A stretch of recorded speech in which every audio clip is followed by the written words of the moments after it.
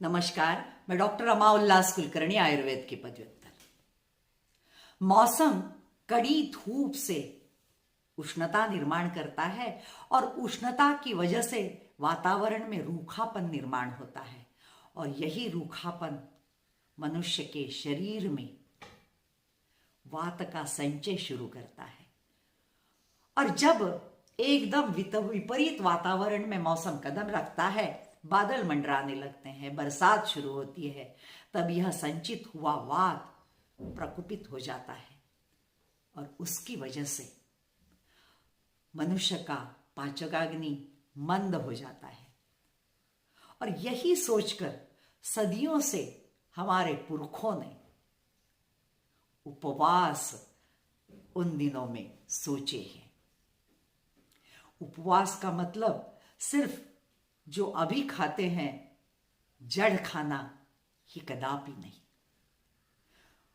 तो इनमें हमें पुराने गेहूं, चावल, मूंग दाल जो स्निग्ध रहती है, वात का रूखापन कम करती है, जव और उसी के साथ घी, तेल का इस्तेमाल और हजम होने वाली फल सब्जियां, उसमें सोठ जैसे उष्ण पदार्थ जो पाचकाग्नि थोड़ा सुधार सकते हैं, यह सोच के आहार की योजना की जाती है। और भगवान के समीप जाना है, इसका मतलब खाली पोथी पुराण पढ़ के, भजन करके भगवान के समीप हमने नहीं जाते, तो हमें सूक्ष्म होकर निरीक्षण वातावरण का करना है और फिर आसानी से इससे बाहर निकलकर हम कदम रखते हैं अगले मौसम में, जहां ठंडी शुरू होती है। और ठंडी शुरू होती है तो शुरू में आता है कोजागिरी, जहां उस मौसम में पित्त संचय शरीर में शुरू हो जाता है और यही पित्त को शांत करने के लिए हमारे त्योहारों में योजना है कोजागिरी की। इस कोजागिरी में ड्राई फ्रूट से मिला हुआ पका हुआ दूध हम चंद्रमा की शीतलता में ठंडा करते हैं और उसे प्रसाद स्वरूप ग्रहण करते हैं। क्यों? यह सोचना जरूरी है कि यही संचित हुआ पित्त आगे जाके प्रकुपित होने वाला है और यही प्रकुपित पित्त पाचकाग्नि अच्छा बनाता है। लेकिन कब?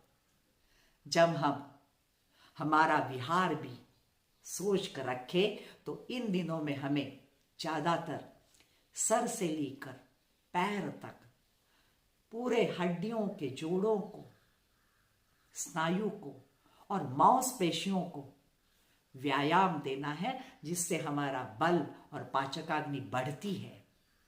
और यही बढ़ी हुई पाचकाग्नि आगे जाके दिवाली में जो मिष्टान्न बनते हैं, जो घी से भरे, मीठे, ताकत बढ़ाने वाले रहते हैं, और फिर तब जाके हम उसका आस्वाद ले सकते हैं जब वो हजम होती है। तो इसके लिए पहले पाचकाग्नि दुरुस्त करना जरूरी है। व्यायाम वगैरह करने के बाद में श्वसन का व्यायाम यानी प्राणायाम, ध्यान, धारणा, यह सभी चीजें आयुर्वेद में बताई है। ये आयुर्वेद का 8वां अंग है, योग। खाली जड़ी बूटी ये आयुर्वेद नहीं है, बहुत है और भी लंबा जाना है। और उसके साथ जब हम प्राणायाम, ध्यान, धारणा करके उससे बाहर निकलते हैं, तब पूरी चित्त वृत्तियां हमारी शुद्ध, स्थिर और प्रज्वलित हो जाती है और हम अगले मौसम का स्वागत करने के लिए दिवाली से तैयार हो जाते हैं। बस यही चीजें हमें ध्यान में लानी है, तो बस उसके लिए जुड़े रहिए कुलकर्णी हॉस्पिटल, अकोले, अहिल्यानगर, महाराष्ट्र से। उसे सब्सक्राइब, लाइक, शेयर करें, ताकि और चीजें पुरानी नहीं हुई है, नई करके बताऊंगी जरूर। फिर से मिलेंगे, तब तक के लिए तंदुरुस्त रहे। धन्यवाद।